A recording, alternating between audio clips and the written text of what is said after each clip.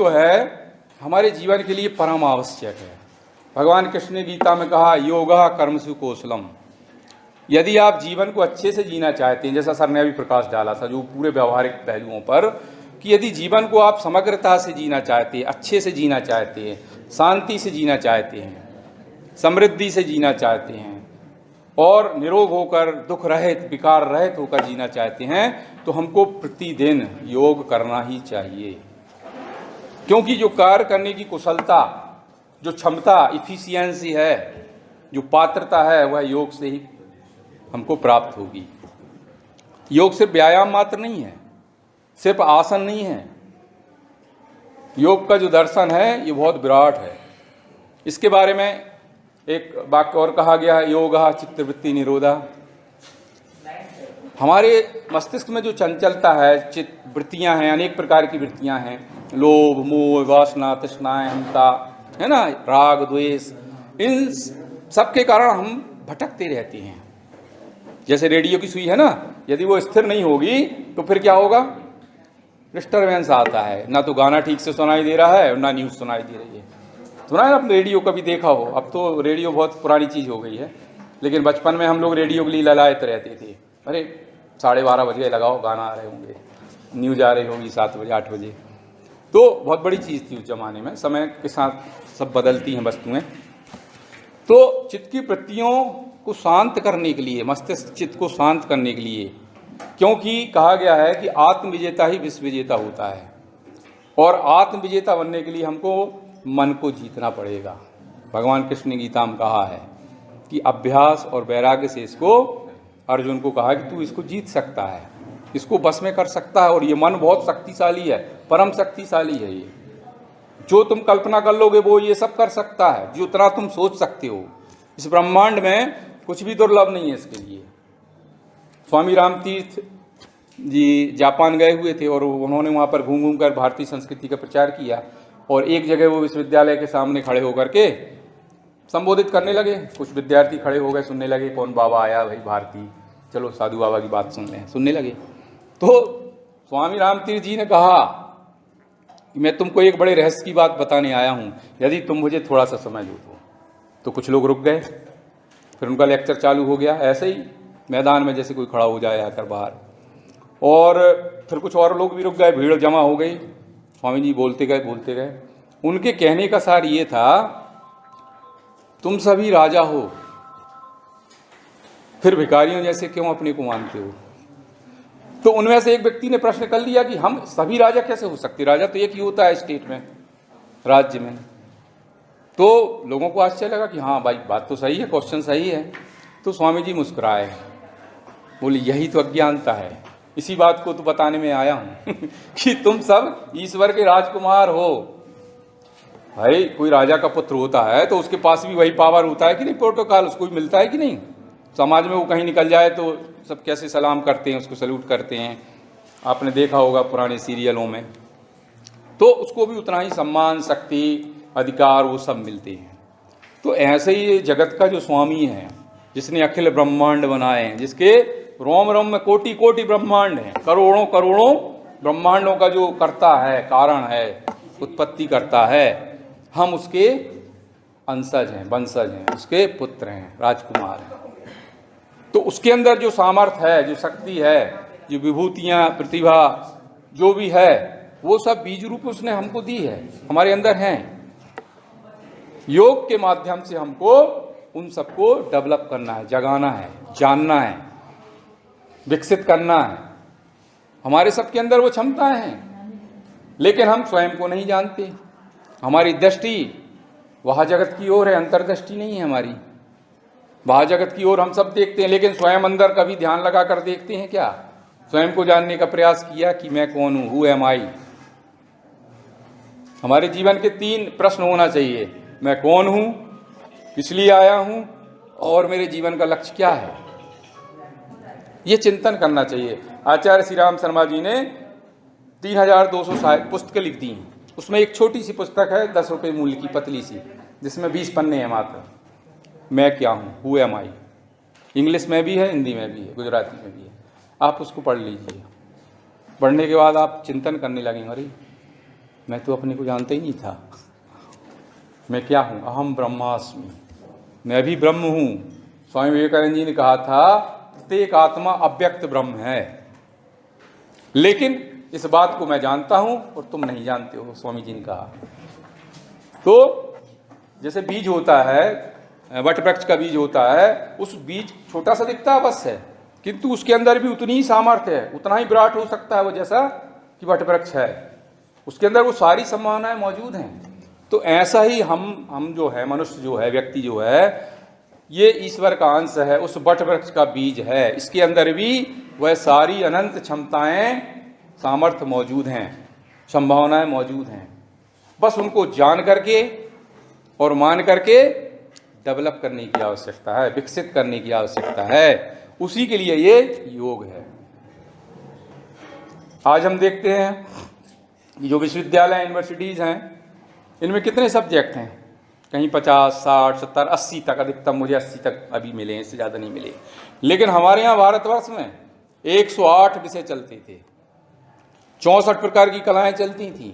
ऐसी ऐसी कलाएं जिनके बारे में आपको अभी अता पता भी नहीं, कहीं से आपको भनक तक नहीं है। एक ठो नाम बता देता हूँ मैं। जिसको हम साइंस कहते हैं उसको विधा कहा जाता था, शास्त्र कहा जाता था, संस्कृत में विधा। तो एक विधा थी, उसका नाम था सर्वभूत रत विधा। ये क्या था भाई? इस विधा के अंतर्गत विद्यार्थी को, शिष्य को गुरुकुल में वृक्ष, वनस्पति, जीव जंतु, चींटी, मेंढक, कुत्ते, हाथी से लेकर सबसे संवाद करना सिखाया जाता है। अब बताइए, आप कोई कुत्ता जा रहा हो, आप उससे पूछ सकते हैं कि कहाँ जा रहा है भाई, बहुत जल्दी में हो? या गधे से पूछ सकते हो क्या? किसी गधे को देखा है आपने तंबाकू खाते हुए? नहीं देखा होगा। घोड़े को देखा? नहीं। लेकिन दो पैर वाले को क्या कहें? तो हमारी स्थिति वही है, सर ने जो कही थी कि हम बंदर, जीव जंतु और जो पक्षी हैं, और इनसे भी बदतर स्थिति हो गई मनुष्य की। जरा विचार करिए आप। सही सर ने जो कहा था बिल्कुल एकदम सत्य है कि मनुष्य होने का मतलब ये नहीं है कि 2 हाथ पैर और दिखने वाला व्यक्ति मनुष्य है। आचार्य श्री राम शर्मा जी ने कहा था मनुष्य जन्म लेना आसान है, किंतु मनुष्यता बहुत कठिन प्रयत्नों से प्राप्त करनी होती है, पड़ती है। उसी बात के लिए स्वामी विवेकानंद जी ने भी प्रार्थना की है कि हे माँ मुझे मनुष्यत्व दो, हे माँ मेरी दुर्बलता का पुरुषता दूर कर दो, हे माँ मुझे मनुष्य बना दो। मतलब मनुष्य बनना बहुत बड़ी बात है, जीवन की सबसे बड़ी उपलब्धि है मनुष्य बनना। और मनुष्य बनना यानी आध्यात्मिक बनना, यानी धार्मिक बनना, उसमें सब आ जाएगा, सभी उसी का आबलिक है, कोई अलग नहीं है। मनुष्य बनना यानी सामाजिक बनना, यानी वसुदैव कुटुंबकम आ जाना, सबके हित में अपना हित देखना, ये मनुष्यता की पहचान है। त्याग, परोपकार में जीवन। और पशुता का अर्थ क्या होता है? आहार, निद्रा, भय, मैथुनम च। जो ये 4 कार्य पशु करता है वही मनुष्य करने लगा तो पशुगत हो गया वह। लेकिन इससे जो ऊपर है, जो स्वयं तक सीमित नहीं है, समाज, राष्ट्र और विश्व के कल्याण के हित में सोचता है और कुछ करने का प्रयत्न करता है, ऐसा भाव रखने वाला व्यक्ति संवेदनशील, त्यागी, परोपकारी ही मनुष्य कहलाने का अधिकारी है। स्वामी विवेकानंद जी ने एक बार कहा था समष्टि की जय में जो स्वयं की विजय का मार्ग पा लेता है उसकी तो सदा विजय ही विजय है। आप विचार करिए इस वाक्य पर, वही बात है जो अभी मैं कह रहा था। सर ने भी इसके बहुत सारे उदाहरण दिए थे कि जो चीज़ हमें पसंद नहीं हम वही करते हैं, लेकिन अपने परिवार के साथ होता है तो हम ज्ञान देने लगते हैं, हमको बुरा लगने लगता है, लेकिन हम फिर वही करते हैं समाज में किसी अन्य के साथ, तो फिर उसको, उस बात को दबाने के लिए हम तर्क देते हैं, बुद्धि का सहारा लेते हैं, जो कि गलत है। बुद्धि विलास है, नहीं होना चाहिए। तो चित्तवृत्तियों का निरोध करना, मन को स्थिर करके जीवन लक्ष्य की प्राप्ति करना ही योग है। इसके बारे में कहा गया है गीता में, भगवान कृष्ण ने समत्वम योग उच्यते। जब हमारे अंदर वो स्थिति आ जाती है कि इन चित्तवृत्तियों पे हमारा कंट्रोल हो जाता है, जो विकार हैं उन पर, है ना, तो फिर हम कहाँ पर स्थिर हो जाते हैं? समत्व। हमको फिर सब एक दिखने लगता है, सिया राम मैं सब जग जानी। तुलसीदास जी के अंदर जब वो दृष्टि आ गई तो उनको सब राम ही राम दिखने लगा, कण कण में। कुत्ते के अंदर भी राम, बिल्ली के अंदर भी राम, वृक्ष में भी राम, चींटी में भी राम, कण कण में राम ही राम है, रोम रोम में है। ऐसा कोई स्थान नहीं जहां वह नहीं है, और जहां वह नहीं है वहां कुछ नहीं है, क्योंकि सबका अस्तित्व ही वह है। पूरे ब्रह्मांड का, सृष्टि के प्रत्येक कण का अस्तित्व ही उसी से है, उसी परमात्म चेतना से। चेतना माने एनर्जी, एनर्जी यानी ऊर्जा। भगवान का एक नाम ये भी है, परमात्म चेतना, डिवाइन एनर्जी। तो ये सारे विषय योग के अंदर आते हैं। अब योग से आपको क्या मिलेगा? संक्षिप्त में मैं कुछ बातें रखता हूँ, मोटी मोटी बातें। बाकी कहने के लिए तो इतना कुछ है कि 2-4 पीरियड निकल जाएंगे, लेकिन विषय खत्म नहीं होगा, बहुत बड़ा विषय है। सूर्य नमस्कार करिए आप। सभी विद्यार्थियों के लिए एक सबसे जो महत्वपूर्ण बात है, सूर्य नमस्कार। आप सोचेंगे ये क्या है? 10-12 आसनों का एक समूह है ये। इसको एक सूर्य नमस्कार करने से आपकी 10 आसन हो जाती हैं, और प्रत्येक आसन को आपने ठीक से कर लिया 10-10 सेकंड रुक करके, फिर आप उसका लाभ देख लीजिए। 10-10, 20-20 सेकंड रुक करके आपने एक एक स्थिति को किया, तो फिर आप देख लीजिए, ना आपको हार्ट अटैक होगा, ना आपको ब्रेन हेमरेज होगा, ना आपको घुटने की वो बीमारी होती है 65-60 के करीब, 55 के बाद, वो भी नहीं होगी। और जो बड़े बड़े रोग हैं, टीबी इत्यादि, हार्ट अटैक, कैंसर, ये तो भूल जाइए आप। मैंने एक जगह एक टॉपिक पढ़ा था कि 60 की दशक में 80% लोग पैदल चलते थे, 5, 10, 15 किलोमीटर चलना आम बात थी उनके लिए। लेकिन 90 के दशक आते आते उनकी स्थिति बहुत कम हो गई, 15-20% पे आ गए वो। और अभी 2020 की स्थिति में देखा जाए तो पता चला कि 1-2% ही मिलेंगे, और वो भी कितना? भोजन पचाने के लिए चलते हैं 2-3 किलोमीटर, 2 किलोमीटर, 1 किलोमीटर, वरना बाथरूम लगने पर भी वह गाड़ी में किक मारते हैं, जरा बाथरूम करके आता हूँ। ये स्थिति हो गई है। तो फिर कैसे कैंसर नहीं होगा, कैसे टीबी नहीं होगी? पूरी दिनचर्या हमारी विकृत हो गई है। हमारे पूर्वजों ने जो विधान बनाया था, जिसको देव संस्कृति कहते थे, ऋषि संस्कृति, जिसके कारण हमारा भारतवर्ष जगत गुरु था, सारी दुनिया हमको प्रणाम करती थी। घास फूस की झोंपड़ियों में रहने वाले, आत्मधन को धारण करने वाले ऋषियों के चरणों में दर्शन के लिए बड़े बड़े राजे महाराजे लाइन लगाते थे कि महाराज जी के दर्शन हो जाएं, आज का दिन धन्य हो जाए, जीवन जरा सी को दर्शन हो जाए। और कहीं उनने आशीर्वाद दे दिया तब तो प्रकृतार्थ ही हो गए। ऐसे हमारे भारतवासी थे जिनको भूसुर कहा गया था। और आज के भारतवासी, आप जरा कंपैरिजन कर लीजिए, जमीन आसमान का अंतर मिलेगा हमको। तो ये स्थिति है कि हम भोजन पचाने के लिए चल रहे हैं। भैया इससे अच्छा है कि पहले ही से अपने कार्य सब करने लगे ना। क्या जरूरत है वॉशिंग मशीन की? वॉशिंग मशीन के द्वारा आप अपने आप को रोग को आमंत्रण दे रहे हैं। शरीर आपका निठल्ला हो जाएगा, जड़ हो जाएगा। जितना ज़्यादा इसको आप सक्रिय रखेंगे उतना ज़्यादा स्वस्थ रहेंगे। हमारी दादी जी 89 ईयर्स में, अभी उनका डेथ हुआ 2005 में, और मैंने उनके देखा कि कम से कम 80-90% बाल उनके काले थे। सोचिए। और मैं देखता हूँ कि अब स्थिति कितनी विपरीत है समाज में। तो उनको मैं सक्रिय देखता था, उनका चिंतन स्वस्थ था, रूखा सूखा गांव में खाते थे और स्वस्थ रहते थे। न मन में कोई विकार, किसी के प्रति ईर्ष्या द्वेष, सब सहकार का भाव रहता है। हमारे यहाँ जो आया तो पड़ोस में बांट दिया, उनके यहाँ भी जो कुछ अतिरिक्त हुआ तो अपने यहाँ पहुँचा दिया। ये हमने बचपन में देखा था। लेकिन अब ये स्थिति सब बदल गई है नगरीकरण के कारण, पश्चिमीकरण, भौतिकतावाद, क्षणिकवाद के कारण हमने अपने पैर पर ही कुल्हाड़ी मार ली है। अभी सर ने उस दिन जो रखा था seminar, green Diwali clean Diwali, ये बहुत अच्छा टॉपिक था और इतना कुछ उसमें मैटर बोलने के लिए था, लेकिन लास्ट में मुझे अवसर मिला, फिर मैंने 5-7 मिनट में 2-4 बातें मोटी मोटी रखी कि हम कहाँ थे और कहाँ आ गए। जब दुनिया में लोगों ने आंखें नहीं खोली थी तब भी हमारा भारत जगा हुआ था। हमारे यहाँ ज्ञान विज्ञान दर्शन की परंपराएं थीं। ऐसे ऐसे विज्ञान थे जिसके बारे में अभी लोगों को अता पता नहीं। अमेरिका और जापान, ब्रिटेन के लोगों को वो आश्चर्य करते हैं। पहले वो हमारे ग्रंथों को मैथोलॉजी स्टोरी कह के किनारे कर दिया था उन्होंने, लेकिन जैसे जैसे एविडेंस मिल रहे हैं, प्रैक्टिकल हो रहा है, तो अब उन्हें समझ में आ रहा है, अरे ये तो बहुत ग्रेट है भाई, हम तो इनके आगे कण हैं, कण भी नहीं है। हमारे यहाँ तो मंत्र शक्ति से चलने वाले यान थे। बहुत बड़ा साइंस है ये, यज्ञ विज्ञान, मंत्र विज्ञान, ये सब साइंस है।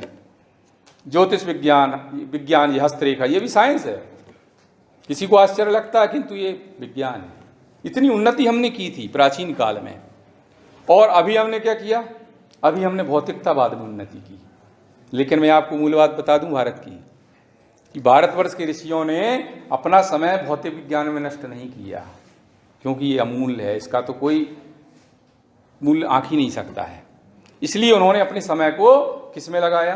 अध्यात्म विज्ञान में लगाया, और अपने शरीर को यंत्र बनाकर उस ब्रह्मांड को प्रयोगशाला बनाकर के रिसर्च किया, और ध्यान में गोते लगाए। लोग तो पानी में गोते लगाते हैं, नदियों में, समुद्र में, लेकिन उन्होंने अनंत ब्रह्मांड, अनंत चेतना का जो सागर है, जो सृष्टि है, ध्यान लगा करके और गोता लगाया। और कहीं कहीं तो ऐसा वर्णन आता है कि लाखों वर्ष तक वो समाधि अवस्था में रहे। एक ऋषि के मन में आया कि जरा मैं ब्रह्मांड का छोर ढूंढ कर आता हूँ, कहाँ तक है ये भाई। तो लाखों वर्ष तक वो ध्यान लगाए रहे। फिर बाद में वापस आए, छोर मिला नहीं। तो अनुभव कथन पूछा बाकी ऋषियों ने, महाराज जी बताइए क्या अनुभव रहा, क्या देखा आपने? तो उन्होंने बताया कि क्या बताऊं मैं आपको, वर्णातीतम, वर्णन से परे है। करोड़ों करोड़ों मैंने सूर्य देखे। हम तो एक ही सूर्य को जानते हैं, एक ही ब्रह्मांड में एक पूरे नवग्रह का एक सिस्टम है। मैंने ऐसे करोड़ों सूर्य देखे और मैं थक गया। जैसी ये पृथ्वी है, जब सूर्य है तो पृथ्वी भी होगी, वहां मंगल भी होगा, बुध भी होगा, शुक्र भी होगा, शनि भी होगा। अभी हमको लगता है कि अभी विज्ञान ने अभी 200-400 वर्षों में रिसर्च करके बताया कि विटामिन ए होता है, बी होता है, डी होता है, ई होता है सूर्य की किरणों में। लेकिन हमारे भारतवर्ष के ऋषियों ने तो XYZ के बाहर भी बता दिया था कि ये भी होता है। एक बात बताता हूँ आपको, सूर्य की एक ऐसी किरण होती है, किरण में कि गायत्री महाविज्ञान भाग 3 में मैंने पढ़ा था, ये आचार्य श्री राम शर्मा जी का, उसमें लिखा है कि जो कुछ भी तुम्हें दिखाई दे रहा है, दृश्य अथवा अदृश्य, इस ब्रह्मांड में, इस पृथ्वी पर जो कुछ भी है, वह सब क्या है? एक शब्द में लिखा था, अदिति है। सूर्य की एक रश्मि है, अदिति, उसके कारण है, जिसको हम कहते हैं ना क्लोरोफिल, प्रकाश संश्लेषण, और ये सब वही है। आप ये बताइए, सारे ब्रह्मांड का सोर्स क्या है एनर्जी का? सूर्य ही है कि नहीं? उत्पत्ति पालन संहार करता, होता तुम्ही में लय है जगत सब, पावन बना दो ही देव सत्ता। हे काल के काल अनादि अनुपम, ब्रह्मांड व्यापी आलोक करता। तो ये सारी बातें हमारे यहाँ करोड़ों वर्ष पहले जान लिया था हमारे ऋषियों ने, और जो उन्होंने रिसर्च पाया उसको लेखनीबद्ध करके, पहले तो लाखों वर्ष तक एक पीढ़ी ने दूसरी पीढ़ी को ट्रांसफर किया, रटा करके चलता रहा लाखों वर्ष तक। फिर कालांतर में समय का प्रवाह बदला और फिर उन्होंने उसको लेखनीबद्ध किया, और वो जो ग्रंथ थे उनका नाम हुआ संहिता। चरक संहिता, भृगु संहिता, अगस्त्य संहिता। संहिता माने क्या? Code of conduct. अब वो उसके कई प्रकार हो सकते हैं, साइंस भी हो सकता है और भी हो सकता है ना? तो वो सब था वेदों के अंदर। वेद क्या है? द लॉ ऑफ यूनिवर्स जो है, ब्रह्मांड का जो शाश्वत नियम है। एक दिन मैं डिस्कवरी चैनल देख रहा था अभी 2-4 साल पहले, तो उसमें जो कमेंट्री करता है अंग्रेज, वो कह रहा था, मुझे बड़ा आश्चर्य हुआ और बड़ी खुशी भी हुई कि इसको भारत के हिंदू धर्म के बारे में इतनी समझ है। अरे वाह! वो कह रहा था कि भारत का जो हिंदू धर्म है, जिसको सत्य सनातन धर्म कहा जाता है, द लॉ ऑफ यूनिवर्स, ये उसने वाक्य कहा त्रेस, ये क्या है? ये ब्रह्मांड का शाश्वत नियम है, सनातन नियम है, जो परिवर्तित नहीं होता, नॉट चेंजेबल। वो सब वेद में भरा हुआ है, सूत्र रूप में, कूट रूप में। और उसको समझने के लिए सिर्फ व्याकरण से काम नहीं चलेगा संस्कृत की, आपको उस अवस्था में पहुंचना पड़ेगा, स्टेट ऑफ माइंड। उस अवस्था में पहुंचने के बाद, समाधि अवस्था में पहुंचने के बाद, वेद का जो ज्ञान है, जो रहस्य हैं, वो स्वतः ही प्रकट होंगे। और ये सत्य है, ये बिल्कुल। जैसे जैसे हमारे अंदर पात्रता बढ़ती जाती है, स्वतः ही वो ज्ञान प्रकट होने लगता है। प्रकृति स्वयं ही आपको वो चीज प्रोवाइड करती है, बस हम अपना परिष्कार कर लें, आत्म परिष्कार कर लें, इन विकारों से मुक्त होने का प्रयास करें। उसी के लिए योग है। यदि आप सूर्य नमस्कार करेंगे तो क्या क्या होगा, आपको क्या क्या मिलेगा? सरल भाषा में कहें हम उसको, मंत्र के अंदर जो शब्द दिए हुए हैं, आयुर प्रज्ञा बलम वीर्यम तेजस तेषां जायते। आयु बढ़ेगी, प्रज्ञा बढ़ेगी, बल बढ़ेगा, शारीरिक दृढ़ता बढ़ेगी। यदि आप सूर्य नमस्कार करेंगे, 5 फीट के हैं तो 5.5 के हो जाएंगे, 5.5 के अगर जेनेटिक्स हैं तो 5.25 या 6 के हो जाएंगे। यदि आपको टीबी की बीमारी है, दूर हो जाएगी। मैं अपना घर का उदाहरण बता दे रहा हूँ। मेरा छोटा भाई 25 साल से कभी होटल में नहीं घुसता वो, और 4 बजे उठना है, चाहे ठंड हो बरसात हो कुछ भी हो। मेरे से भी थोड़ा लंबा है और अच्छा पुष्ट है। तो उसने अपना अनुभव बताया, बद्रीनाथ यात्रा गया था, केदारनाथ। तो बोले मैं 10-15 किलोमीटर पैदल ही चला, उतर गया जीप से। मैंने कहा भाई जरा यहाँ का आनंद लूँ।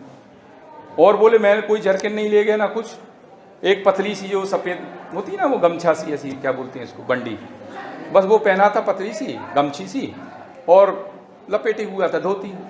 और ऐसे में केदारनाथ पहुँच गया। लोग आश्चर्य करें, अरे पंडित जी कुछ पहन तो लो। और बाकी लोग बढ़िया जर्किन अर्किन रटाए थे, और अरे यहाँ ठंड है, बर्फ है। मैंने कहा भैया हमें तो डिंडोरी में भी ठंड लग रही। बोले हम तो केदारनाथ भी हुआ है, वहाँ भी हमें ठंड नहीं लगी।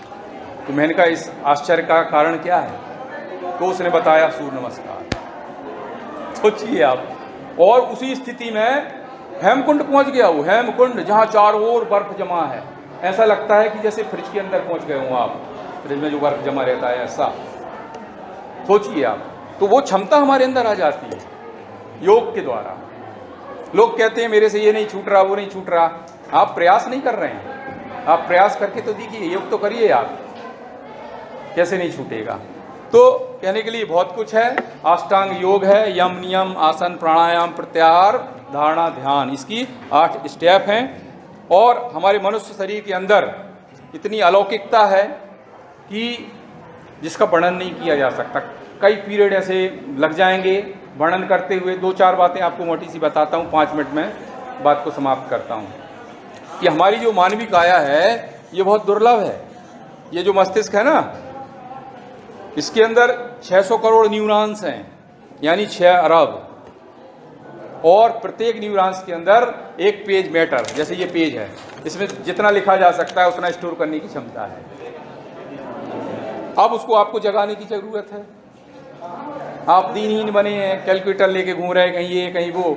अरे भैया, हमारे पूर्वजों ने योग के द्वारा इसकी इतनी क्षमता डेवलप कर ली थी कि ये एम्पलीफायर का भी काम करता था, और ये आपका वायरलेस का भी काम करता था, ये टेलीविजन का भी काम करता था। यहाँ थर्ड आई भी है, जिसको हम दिव्य दृष्टि कहते हैं, आज्ञा चक्र कहते हैं, है ना। और इसके अंदर सूर्य चंद्र भी है, चेतना के 7 आयाम हैं, 7 कोष हैं। तो उनको जगाने की जरूरत है। आप इसको जगाएंगे तो आप देखेंगे कि आपकी जो इफिशियंसी है, आपका जो कंसंट्रेशन है, आपकी जो याद करने की क्षमता है, वो अनंत गुनी बढ़ सकती है।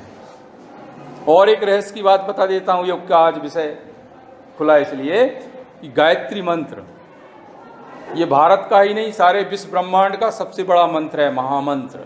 अभी इस पर रिसर्च हुई है कि जो नित्य गायत्री मंत्र का जाप करते हैं विद्यार्थी, उनके मस्तिष्क की क्षमता अनंत गुनी हो जाएगी, हो सकती है। आप करिए।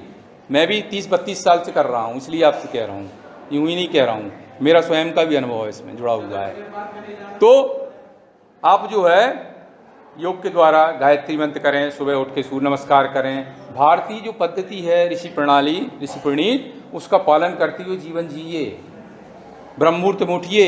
अभी मैं आपसे कह दूं, कितने लोग उगते हुए सूर्य के दर्शन करते हैं, तो पता चलेगा कि मुश्किल से 2-4 हाथ उठेंगे, या कहो कभी कभी वो भी नहीं उठती है। तो सबसे पहला सूर्योदय के पहले उठिए। यदि आप सोते रहेंगे तो आपका भाग्य भी सो जाएगा, आपको वरदान नहीं मिलेगा जो प्रकृति वरदान दे रही है। 4 से 6 के बीच जो ब्रह्म वेला है, उसमें ऑनलाइन जुड़िए आप। ऑनलाइन माने ध्यान से कनेक्ट होते हैं। जैसे मटेरियल साइंस में हम डाटा से कलेक्ट होते हैं ना, इसमें वाउचर डलवा करके नेट से, और वर्ल्ड वेव जो सिस्टम है उससे कनेक्ट होकर के कोई भी मैटर पढ़ सकते हैं, डाउनलोड कर सकते हैं। ऐसे ही एक ब्रह्मांड की नेट भी है। ये तो पृथ्वी के अंदर की नेट है, एक ब्रह्मांड की नेट है जिसमें कई ब्रह्मांड जुड़े हैं, और सारी दैवी शक्तियाँ, अलौकिक शक्तियाँ उस समय ऑनलाइन होती हैं। मैं आपको आज की भाषा में कहूँ तो 4 से 6 के बीच आप उठिए और फ्रेश वगैरह होके नहा करके और बैठ जाइए थोड़ा जप करने, ध्यान करने। देखिए आप फिर क्या होता है। फिर इतना कुछ होगा कि जिसका आप वर्णन नहीं कर पाएंगे। सब कुछ हमारे पास मौजूद है, लेकिन हमारी स्थिति वही हो गई, कस्तूरी कुंडल बसे और मैं ढूंढे बनवाई। सारी दुनिया को हमने ज्ञान दिया, दर्शन दिया, सारी दुनिया से लोग भारत पढ़ने आते थे। मैक्स मुलर भारत का विद्यार्थी था। फाहान, हैंसांग, सुंग्युन, टालेमुई, निकोली, कोंटी, अब्दुल रज्जाक, ये सब अलबरूनी सब भारत क्यों आए थे? विचार करिए आप।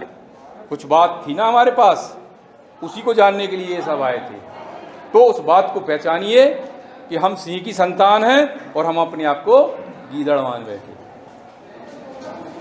अंत में एक बात कहते हुए मैं अपनी बात समाप्त करता हूं। काफ़ी समय हो गया है, लेकिन ये आवश्यक है।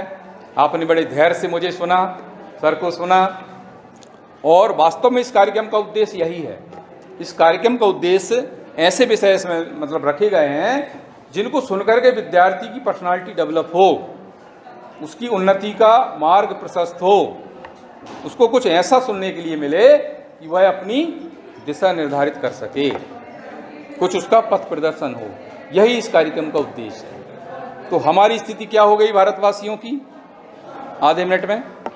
जंगल में एक शेर का बच्चा था, भटक गया, और छोटा सा शेर का बच्चा बिल्ली जैसा दिखता है, बिल्ली के बच्चे टाइप, भटक गया वो, और भटकते भटकते भेड़ियों के झुंड में शामिल हो गया और भेड़ियों जैसी हरकत करने लगा। भेड़िए समझ गए कि ये कहाँ से आ गया, और उन्होंने उसको पाल लिया, आओ उसको प्यार पुचकार के अपने साथ लगा लिया। अब जैसे भेड़िया करते थे वो भी वैसे ही करने लगा, छीना छपटी गुर्राना म्याऊं म्याऊं करने लगा। वो संस्कार आ गया उसके अंदर। एक दिन उस इलाके में शेर आया, बब्बर शेर, और उसने दहाड़ लगाई। शेर ये जो भेड़िए थे वो भाग खड़े हुए, ये भी भागने लगा पीछे पीछे। तो उन्होंने कहा ये क्यों भाग रहा है भाई? उसको आश्चर्य हुआ और उसने उसको पकड़ा, बुट कहाँ भाग रहा है मूर्ख, और कान पकड़ के घसीटते लाया, चिल्लाने लगा मैं गीदड़ हूँ, मुझे छोड़ दो, मुझे गलती हो गई। और उसको घसीट करके शेर जो था एक सरोवर के किनारे ले गया और पानी में उसका चित्र दिखाया। उस समय ऐना वगैरह पता नहीं चलते थे कि नहीं, जंगल में पानी में चित्र दिखाया, देख दोनों का चित्र दिखा रहे। तो वो जो बच्चा था शेर का, वो कहने लगा अरे मेरा तो चेहरा आपसे मिलता है। तो मूर्ख बोले चेहरा नहीं मिलता, तू मेरा ही वंशज है। बोले देख मैं आवाज़ लगाता हूँ, तुम भी आवाज़ लगाओ। बोले नहीं मुझसे नहीं निकलेगी। उसने एक तमाचा लगाया, नहीं निकलेगी। फिर थोड़ी देर बाद उसने प्रयास किया, अरे मेरी तो आवाज़ भी आपसे मिल रही। तो उसने शेर ने बताया उस बच्चे को, भटके हुए को, कि बेटा तू मेरी ही संतान है, तू कहाँ भटक रहा है, तू गीदड़ नहीं है, तू शेर है। तो यही स्थिति हम भारतवासियों की हुई कि हम सिंह की संतान थे, हम अमृत पुत्र थे, इस पुण्य भूमि के वासी थे, हम जगत गुरु थे। हमारे अंदर ज्ञान विज्ञान दर्शन है, 1.25 लाख से एक लड़ावा, चिड़िया से मैं बाज लड़ावा, ऐसा हमारे अंदर स्वर पराक्रम है। लेकिन उसको जगाने की जरूरत है, उसको पहचानने की जरूरत है। उसी के लिए ये सारा कार्यक्रम रचा गया है। आपने यदि स्वयं को जानने का प्रयास किया है ना, तो आप देखेंगे कि आज का जो कार्यक्रम था हमारा संपन्न माना जाएगा।